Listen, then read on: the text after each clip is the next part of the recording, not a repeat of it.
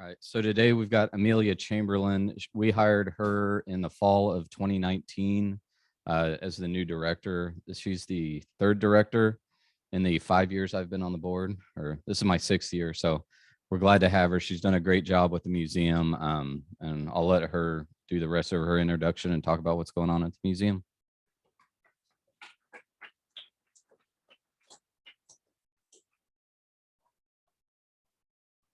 I've worked at museums all across the United States. Actually, only just a few of the states, but all across the United States. I started in Oregon. That was where I started my career after having a career in teaching. And then I moved over to Maine. And then I came to Grove, Oklahoma, joined Rotary there. I was in that club. And then moved here, like Stephen said, fall of 2019, just in time to, have all the COVID fun. So we've been able to do a great deal of things while we were closed up, some painting and things like that. So we've changed how it looks inside quite a bit. Anyway, I wanted to give you an overview of the museum today. And I don't know, are we? Yep. Okay. I wanted to give you an outside shot first. We're quite proud of our new butterfly. We received that in October, and Mike Staubus was the artist for that. And it represents the many layers of red dirt and all the rest. There's an orange globe in the middle of the butterfly that represents OSU. And it's sort of in the right location. If you were looking at this as a map of Stillwater, there are the two creeks, Stillwater Creek and Boomer are joined up there right below where the orange ball is. Anyway, when we had our unveiling of this, Mike gave an excellent description of it, and it's on our website where I'm hoping to get it transcribed. We have 2 gardens outside. One is the Heritage Garden, and that's being cared for by the late bloomers, and that's been around for a while. And our new garden is the Butterfly Garden around the butterfly. We had it specifically put in for that, and so we have a much more inviting entrance now, I think. We do quite a few different things, provide services to the community. Part of our mission is interpreting and educating people about Stillwater's history. These are some of the exhibits that we have currently. Well, no, one of them's not current, but I'll get into that. The kitchen is a 1940s kitchen. That was one of our COVID projects. Of course, we have an OSU display. It tells about the history of OSU when it was OAMC. We have currently, celebrating Black History Month, we have 13 all Black towns of Oklahoma. It's a traveling exhibit, it's on banners. And then we also have Raising Washington, which are 4 panels on the Washington School that is still standing in Stillwater. Dr. Laura Arata and I have been working together to create the exhibit, and then she's also been doing some work to see if she can't get the school on the National Historic Register. Maybe it could be used for something still. It's not in as bad a shape, the original building, as people have been led to believe, although it is still in a flood zone. The reason I put the picture in the lower left corner, Mike Wood's wife, Mary, collects Pez dispensers. And so we have a display called Stillwater Collects, and we have folks bring in their personal collections and put them onto display. And Mary had close to 1,000 Pez dispensers. They're not all there. They're not all there. But we had a great deal of fun getting them all arranged and in the display. Currently, we're going to be having salt and pepper shakers. We just took out international dolls. If anybody has a unique collection or just an interesting one, let me know. We're still looking for people to fill our cases. And the exhibit comes in for 2 months and then we cycle it out. So yeah, if anybody has an exhibit, collection of things, I'd love to hear about it. We have upcoming programs and outreach. We are starting tentatively to schedule programming. We've got February 24th next week. You're all invited. There's some little invites on the table to celebration of Stillwater's Black community. And it's also celebrating Earl and Bernice Mitchell and Washington School. There's going to be a jazz band, New Orleans jazz band, and pralines and champagne, I guess, and a few things like that, and you'll be able to see the exhibits. So if you can drop by, it's on a Thursday, and it was 5:30 to 7 o'clock. The program about the Mitchells will be at 6 o'clock. On March 1st, I'll be doing another outreach program for the town hall at Ollie.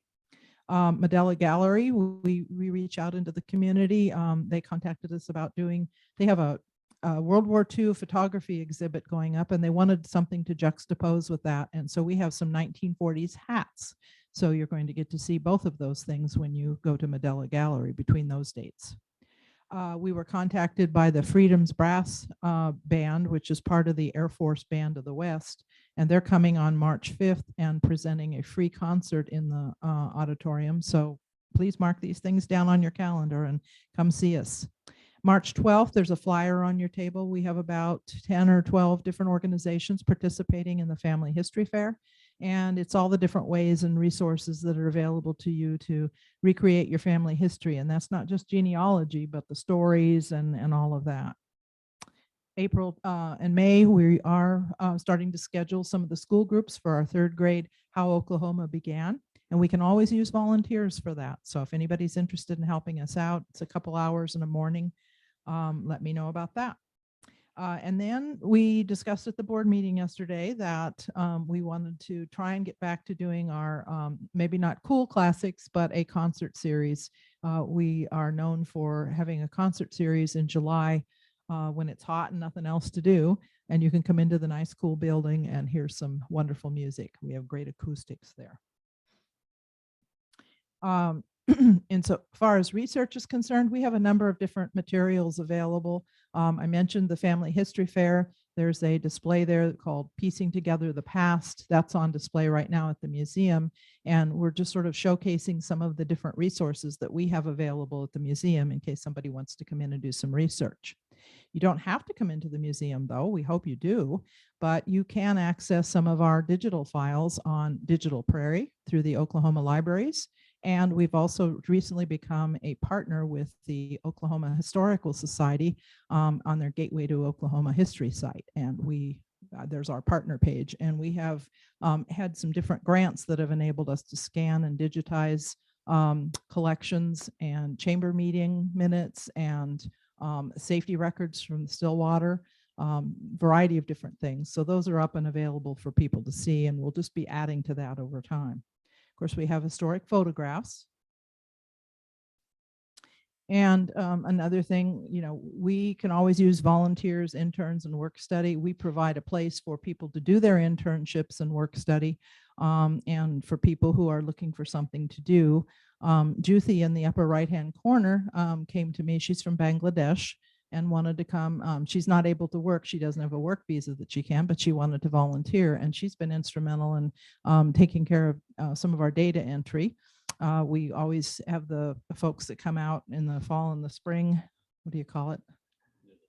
Into the streets. That's it. And, they help us a great deal. Sometimes they're doing gardening and that kind of thing. I had interns that have helped us in our textile collections. The community singers have been a regular at Christmas time. We're hoping that will happen again this year. We have our auditorium is one of our sources of revenue, and we do rentals for weddings and a variety of different things. Organization meetings, political meetings, we have 2 of those scheduled this month. Retirement receptions, music recitals, weddings, church services, reunions, vow renewals, all kinds of things.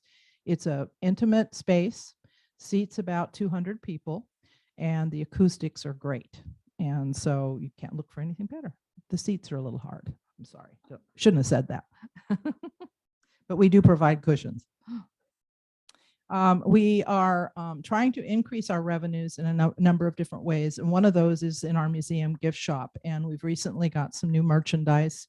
I just got some in today that I didn't get to put on here, but the little water disc and water flask and hip flask all have a Stillwater map on them, and says Stillwater on it. We're trying to carry more Stillwater merchandise. There aren't too many stores in town where you can buy something that's branded with the Stillwater name. We just got in some stemless wine glasses and some rocks glasses, whatever you call those, whiskey glasses. that have Stillwater on them and the map.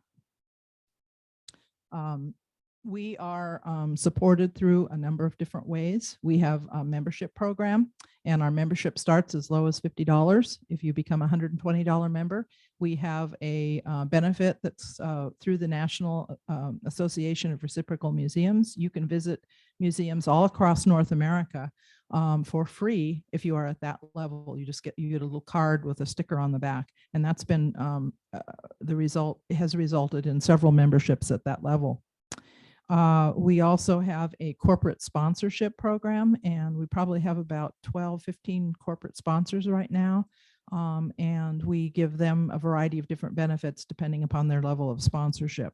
And then, of course, we also receive funding from bequests that have been left to us over the years. One major one to mention, of course, are the Sheerars, and that's them in the corner there. That's why we have the name Stillwater History Museum at the Sheerar. The building was named for them, and the donations that they made, almost $200,000 by the time it was all over, that enabled us to purchase the building and do repairs on it as well.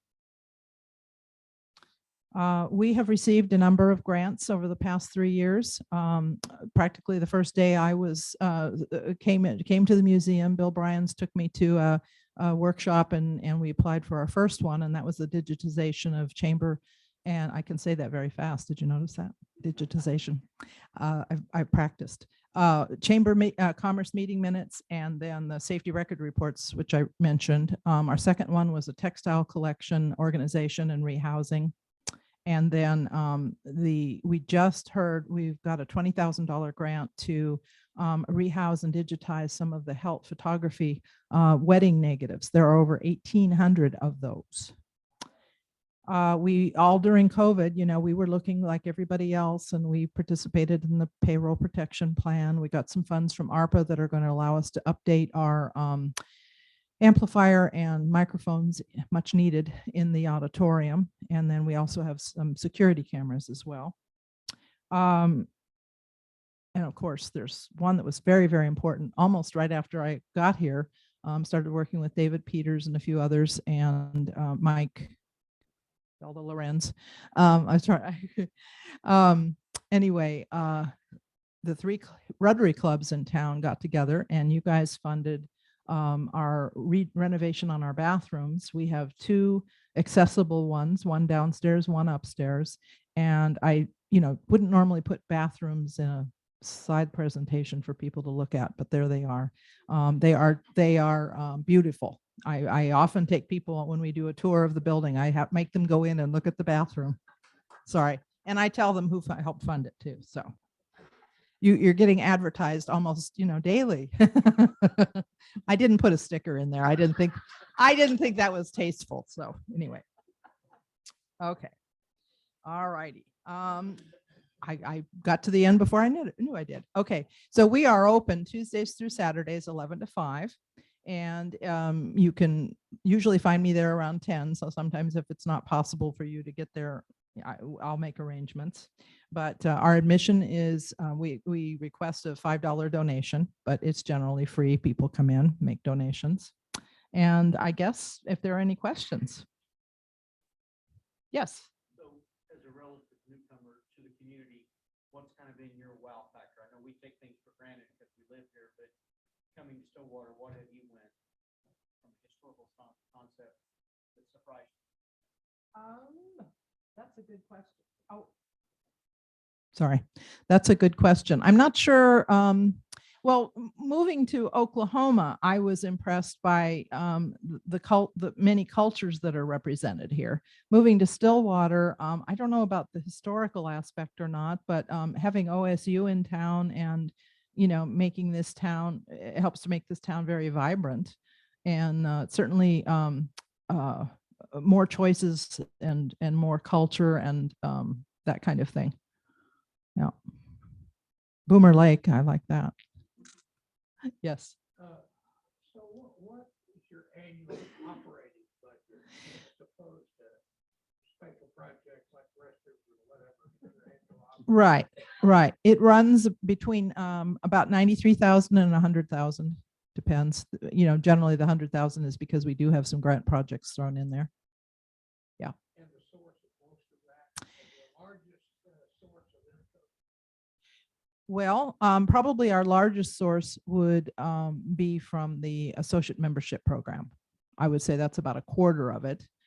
We also, I didn't, there was a little thing on there that thanked the city for their support because we get funded, we get some funds from them as well. And corporate sponsorships, fundraising, we do. And the store and the auditorium has brought in more in the past. Of course, lately that has not been a source. Neither has the store been as good of a source over these past couple of years, but we're trying to grow that again. Yeah. It was originally built to be a church for the first Church of Christ Scientists. And it was built in 1928. And there was a white wood frame structure on the grounds prior to that during territory days. And they moved that to the side to build the brick one, and then they relocated the white one. So they were on that site for quite some time. They're not the oldest church in town, but they're, you know, they're up there with that. I think one of three. 1919. Yeah. Well, if you count the white frame structure building, I'm talking about the, but yeah. Yeah, I know you are, but I'm just saying the church has been on that site for a long time, not the building, but the church. Yeah. Okay. Yeah. How far in advance do you say these displays are usually 2 months at a time? The So how far in advance are you knowing what's going to be 2 months from now? our next one is the salt and pepper shakers. And then we have a hat display that's going up, and we have a woman in town who has quite a few hat tools. So that's going to come in. I'm almost out to the end of the year. How big are these displays? Room this size or? No, the display is like one case, and then there are 3 walls around it. So it's like about a 8-foot case, something like that, 6 foot, and it's about 2.5 feet wide. We have quite a few different cases and stuff, and we'll be doing a lot of changing out. We have one man who's bringing in a collection, and his collection will not fit in that size. He's got movie memorabilia and posters. And so we're going to start out with the Land Run posters and then go to crime and some other things. They're all vintage movie posters from pretty early. Some of them date back to pre-statehood. Yeah. Yeah, I look, there you go.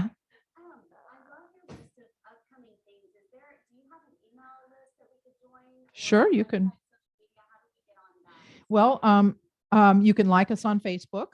We do a lot of posting there, and Instagram as well. And then on our website, there is a place to sign up and send us your email so that we can send out stuff to you. But the best place probably is Facebook to get those, or sometimes looking at the website to see what we have listed there.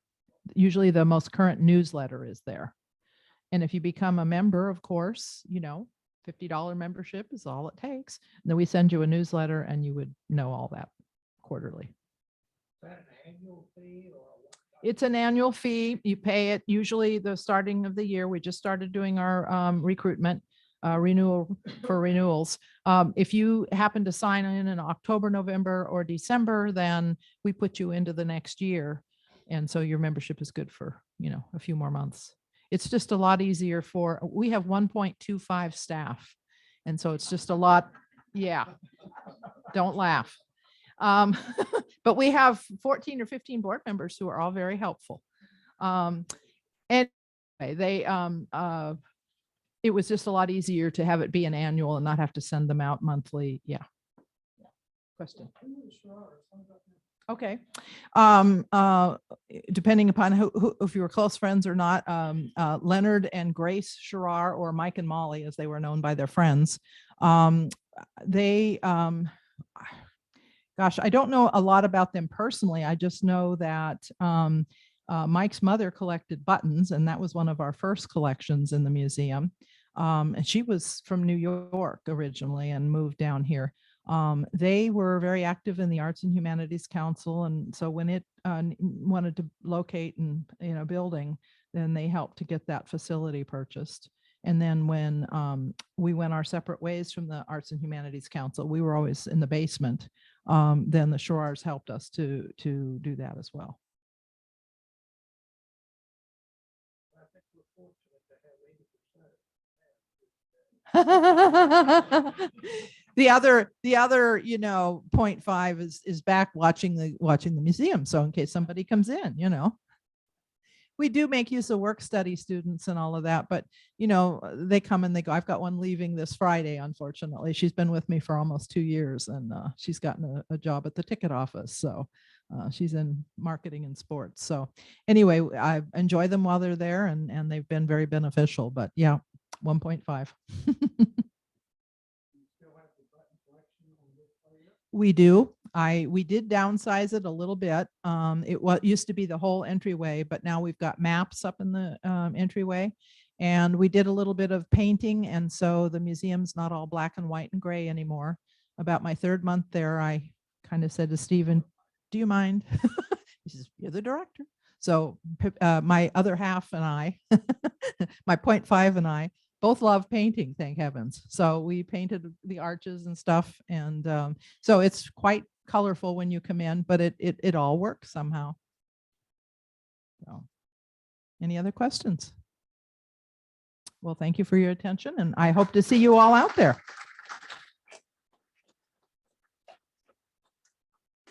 Thank you so much.